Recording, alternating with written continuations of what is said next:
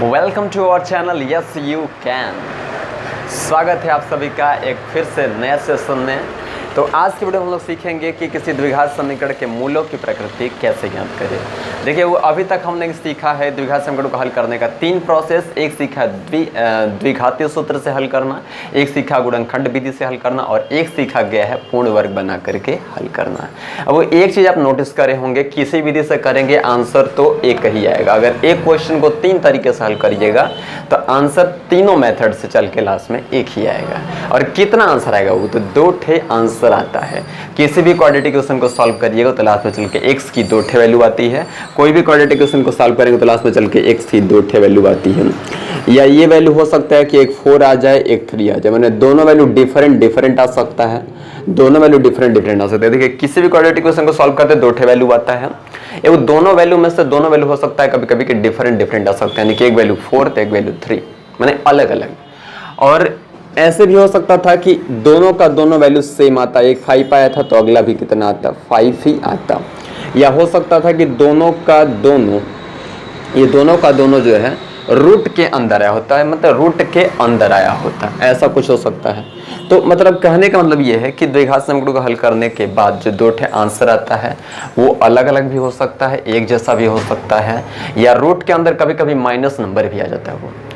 तो देखिए ये पूरा हम लोग इतना सॉल्व करते हैं, वो पूरा इक्वेशन सॉल्व करते हैं, पूरा अपना प्रोसेस लगाए, एकदम इक्वेशन को आखिरी तक सॉल्व किए, एकदम इक्वेशन को अंतिम तक हल करिएगा तो आपको दिखता है कि द्विघात समीकरण जो मूल आ रहा है ये एक अलग अलग आ रहा है कि एक ही जैसा आ रहा है, यानी कि दोनों मूल सेम आ रहे हैं या दोनों मूल अलग अलग आ रहा है, कैसा आ रहा है। तो ये पूरा सॉल्व करने के बाद से पता लग पाता है।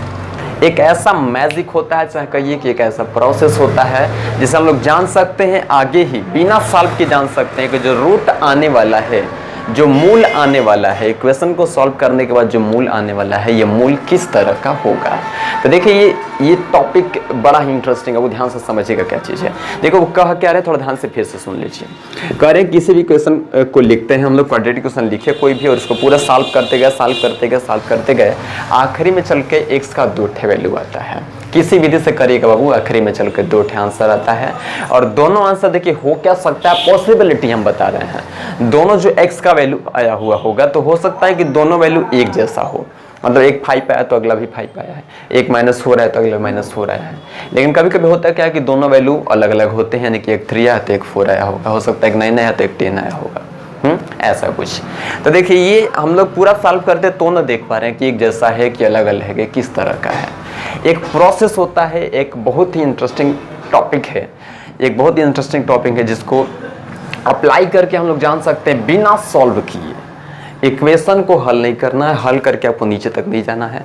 बिना सॉल्व किए इक्वेशन का मूल निकाले बिना हम लोग जान सकते हैं कि जो आने वाला मूल होगा इक्वेशन को सॉल्व करके वो मूल किस तरह का आएगा। तो मेरे प्यारे दोस्तों, प्यारे भाई बहनों, आइए चलते हैं, बढ़ते हैं आगे और सीखते हैं ये इंटरेस्टिंग टॉपिक, मज़ेदार टॉपिक। देखिएगा चलिए। तो अब देखिए कोई इक्वेशन लिखा है तो उसका हम लोग बिना सॉल्व किए कैसे जान सकते हैं कि मूल जो है वो किस तरह का आएगा। तो उसके लिए एक बहुत ही प्यारा सा टॉपिक है जिसको बोलते हैं वैयक्तिक डिस्क्रिमिनेंट। तो डिस्क्रिमिनेंट निकाल करके जाना जा सकता है कि जो आने वाला मूल है वो किस तरह का होगा। ओके, तो देखिए डिस्क्रिमिनेंट ये टॉपिक क्या है समझते हैं थोड़ा सा। तो देखिए कोई भी इक्वेशन अगर आपको लिखा हुआ मिल गया ऐसे ax² plus bx plus c is equal to 0, हम लोग को जानना ये है कि इस इक्वेशन को सॉल्व किया जाए, एक इक्वेशन को सॉल्व किया जाए तो जो लास्ट में आंसर आएगा वो किस तरह का है, जिसको कहते हैं मूलों की प्रकृति, यानी कि नेचर ऑफ रूट्स। तो जानना ये है कि जो मूलों की प्रकृति वो कैसी है, यानी कि जो मूल आएंगे वो एक जैसे होंगे, अलग अलग होंगे, काल्पनिक होंगे, वास्तविक होंगे, डट सब ऐसा सब पूछा जाता है किस तरह का होगा। तो उसके बारे में देखिए कैसे समझ में आएगा कि कैसा होगा। सबसे पहले निकालना पड़ेगा डिस्क्रिमिनेंट। तो डिस्क्रिमिनेंट फाइंड कर लेंगे, डिस्क्रिमिनेंट फाइंड करते ही पता लग जाएगा कि जो आने वाला रूट है वो किस तरह का होगा और कैसा होगा। ओके, एक बात फोकस करिएगा, क्या होगा ये नहीं पता लगेगा, माने मूल जो आने वाला है उसका वैल्यू कितना होगा, यानी कि 4 आएगा, 5 आएगा, 9 आएगा, 6 आएगा, ये नहीं पता लगेगा। बस ये पता लगता है डिस्क्रिमिनेंट से, ये पता लगता है कि जो रूट आने वाला है ये एक जैसा होगा या डिफरेंट होगा, माने वास्तविक, काल्पनिक, ऐसा कुछ बताया जा सकता है। ओके, तो देखिएगा कैसे है। तो देखिए कोई भी क्वेश्चन दिया है तो इसका पहले डिस्क्रिमिनेंट निकाल लिया जाएगा। डिस्क्रिमिनेंट जिसको बोलते हैं विविक्तकर, बोलते हैं विविक्तिकर, विविक्तिकर या इंग्लिश में इसको डिस्क्रिमिनेंट बोलते हैं, विविक्तकर, विविक्तकर बोलते हैं। जो डी से डिनोट करते हैं कैपिटल डी से, और D is equal to formula क्या बना है, बी स्क्वायर माइनस 4ac। तो बी स्क्वायर माइनस 4ac ये है डिस्क्रिमिनेंट का फार्मूला। डिस्क्रिमिनेंट निकाल करके जाना जा सकता है कि जो आने वाला मूल है वो किस तरह का होगा। ओके, तो देखिए कैसे पता लगेगा। वो देखिए डी की वैल्यू फाइंड कर लिया जाएगा। इक्वेशन में से ए बी सी देख के यहाँ पे भर लीजिए, और यहाँ पे भरने के बाद से कैलकुलेट किया जाएगा। तो डी का वैल्यू हो सकता है कि देखिए क्या क्या हो सकता है, अब यहाँ पे पूरा वैल्यू भर दीजिएगा। भरने के बाद से हो सकता है सॉल्व करना शुरू किए तो डी की जो वैल्यू है, डी की जो वैल्यू है ये 4 आ गया, 5 आ गया, 6 आ गया, 7 8 9 10 ऐसा कुछ आ गया, मतलब 0 से बड़ा आ गया। ये बाबू क्या चीज़ आ गया, तो 0 से बड़ा आ गया। अब वो बातों को ध्यान से समझिएगा। डी की वैल्यू फाइंड करनी है, व्यक्त कर निकालना है। मान लीजिए कि व्यक्त कर की वैल्यू रखे, यहाँ पे पूरा ए बी सी डी सब रखे, और रखने के बाद से जो है डी की वैल्यू 0 से बड़ी आ जाती है। ध्यान से सुनिएगा, वो 0 से बड़ी मतलब 3 4 5 6 7 कुछ ऐसा आया जाता है। अगर डी की वैल्यू मान के चलिए वो यदि डी की वैल्यू जो है 0 से बड़ी है, तो यहाँ पे पूरा रख के कैलकुलेट किए और लास्ट में चल के डी की वैल्यू 0 से बड़ी आ जाती है। तो एक बात समझिए, वो डी की वैल्यू अगर 0 से बड़ी आ जाती है तो यहाँ से एक बात निकल के आता है। इस बेस पे एक बात कहा जाता है कि डी की वैल्यू 0 से बड़ी है, अतः जो मूल आने वाला है, जो रूट आने वाला है, इक्वेशन को सॉल्व करने के बाद जो रूट आएगा वो रूट जो है वास्तविक होगा और जो है अलग अलग होगा। मतलब रूट जो आएंगे वो वास्तविक होंगे, रियल नंबर होंगे, और जो है अलग अलग होंगे। मतलब एक 4 आएगा तो एक 5 आएगा, एक 9 आएगा तो एक 6 आएगा। मतलब 2 रूट आए होंगे, दोनों रूट एक जैसा नहीं होंगे। एक -3 आया होगा तो एक 4 आया होगा, मतलब डिफरेंट आएंगे। ठीक है, चलिए तो आगे बढ़ जाते हैं हम। अच्छा, एक चीज़ आपको मेंशन करना चाहते हैं, रियल और एक काल्पनिक बात इसमें आएगा। एक रियल आएगा और एक काल्पनिक, यानी कि रियल और इमेजिनरी, यानी कि वास्तविक और काल्पनिक। तो ये वास्तविक और काल्पनिक के बारे में थोड़ा सा आपको संक्षिप्त में बताते हैं, वो ध्यान से समझिएगा। अब देखिए कोई भी रूट में अगर माइनस नंबर आ जाता है, कोई भी रूट में अगर माइनस नंबर आ जाता है, रूट के अंदर कोई माइनस नंबर लिखा हुआ है, तो इसको बोलते हैं इमेजिनरी नंबर, यानी कि काल्पनिक संख्या। इसके बारे में आपको 11th में बहुत कायदे से पढ़ने को मिलेगा। तो ये है आपको काल्पनिक संख्या। काल्पनिक संख्या ऐसा कुछ आ गया तो एक काल्पनिक संख्या, और इसको छोड़ के जितना कुछ भी आ जाए सबका सब रियल नंबर, यानी कि वास्तविक संख्या। ओके, तो आई होप आप समझ पा रहे होंगे। आगे बढ़ते हैं। तो क्या कर रहे थे, देखिए समझिए।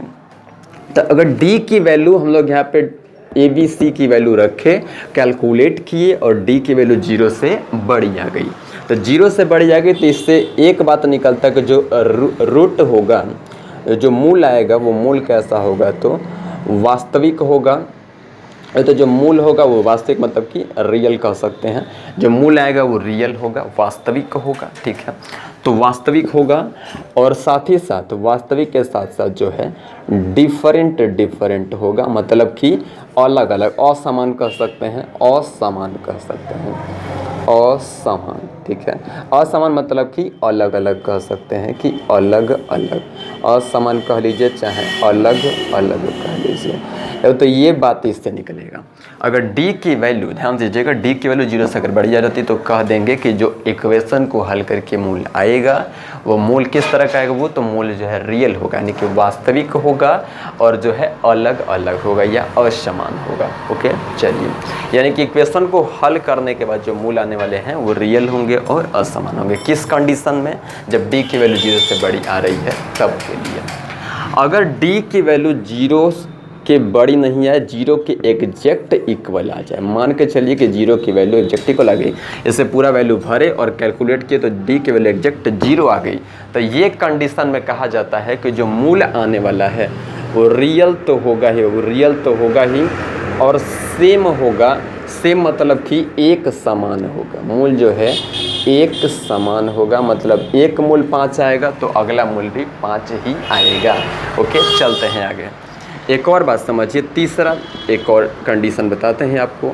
अगर डी की वैल्यू लेस देन 0 आ जाती है, वो अगर 0 से कम आ गया, डी की वैल्यू 0 से कम आ गया, यहाँ पे देखिए ए बी सी की वैल्यू भरे इक्वेशन में से देख के, और जिस भी इक्वेशन को के मूलों की प्रकृति बतानी है उसमें से ए बी सी ले लेंगे और लेके इसमें भर देंगे। यहाँ पे भर के जब कैलकुलेट करेगा वो डी की वैल्यू मान के चलेगी 0 से आ गया छोटा, 0 से छोटा का मतलब -1 -2 -3 ऐसा कुछ आने लगेगा माइनस में।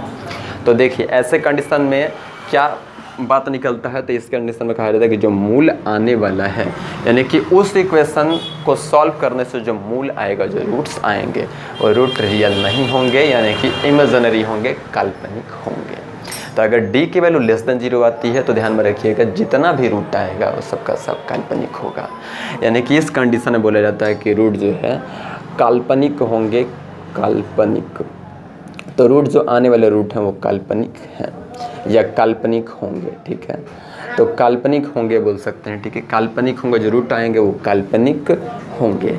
काल्पनिक होंगे मैंने इमेजिनरी, इमेजिनरी का मतलब रूट के अंदर कोई minus number, root -4, root -3, root -6 ऐसा कुछ रूट आएगा।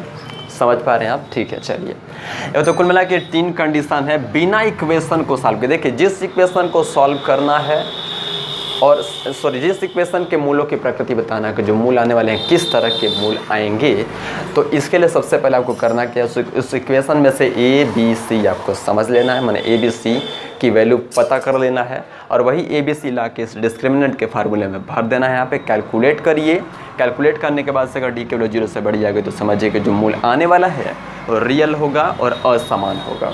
अगर d की वैल्यू एग्जैक्ट 0 के इक्वल आ गया तो जो आने वाला रूट है वो रियल तो होगा ही, साथ ही साथ एक समान होगा, माने 1 5 आएगा तो अगला भी 5 ही आएगा। और अगर d की वैल्यू है बाबू, d की वैल्यू अगर 0 से कम आ गया, तो 0 से अगर कम आ गया तो जो मूल आएगा वो काल्पनिक होगा, माने कोई भी इस समय रियल रूट नहीं होगा। तो काल्पनिक होगा, इमेजिनरी होगा, मतलब कि रूट -4, रूट -6, रूट -7 ऐसा कुछ मूल आएगा ऐसे कंडीशन में। ओके, तो बढ़ते हैं आगे। वो तो आइए अब कुछ एग्जाम्पल समझते हैं और देखते हैं कि मूलों की प्रकृति कैसे पता की जाएगी। चलिए तो देखिए एक एग्जाम्पल लिख दिए हैं। मान चले कि इस इक्वेशन का हमको पता करना है कि जो मूल आने वाला है वो मूल किस तरह का आएगा। तो इसके बारे में हम लोग को पता करना है। वो ध्यान में रखिएगा, फिर से बता देते हैं आपको। मूल कितना आएगा यानी कि मूल की वैल्यू 5 आएगा, 9 आएगा, 6 आएगा, मूल का जो मान है वो कितना आएगा ये नहीं पता लगेगा, लेकिन एक चीज़ पता लग जाएगा कि मूल जो आने वाला है वो किस तरह का होगा। ओके, तो चलते हैं आगे। देखिए मान चलिए कि इस मूल का हमको नेचर पता करना, रूट प्रकृति पता करना किस तरह का होगा। तो सबसे पहले क्या करेंगे, देखिए जो x² के साथ होता है वो a होता है, तो a की वैल्यू हो गई 5। जो x के साथ होता है वो b होता है, तो b की वैल्यू हो गई 4। और जो अकेले होता है वो c होता है, तो c की वैल्यू हो गई -1।